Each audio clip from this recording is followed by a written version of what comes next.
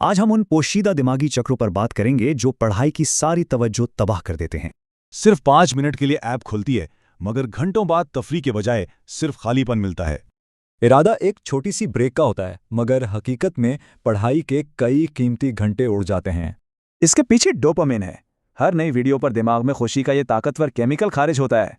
मवाद बिल्कुल बेतरतीब है, अगली वीडियो बोरिंग होगी, मज़ाहिया या हैरानकुन, ये कोई नहीं जानता।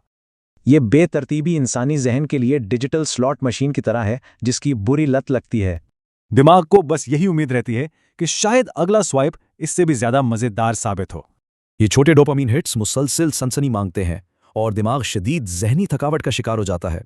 ये थकावट गहरी पढ़ाई की सारी तवानाई निचोड़ लेती है और कोई हकीकी सुकून या इत्मीनान भी नहीं मिलता।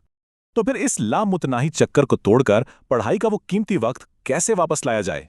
स्क्रोलिंग की आदत से जान छुड़ाने और फोकस बढ़ाने के लिए ये 3 इंतहाई आसान और अमली कदम हैं।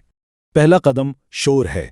ऐप खोलते वक्त रुक कर ये जानना जरूरी है कि इसका असल मकसद क्या है। दूसरा कदम सख्त हदें लगाना है।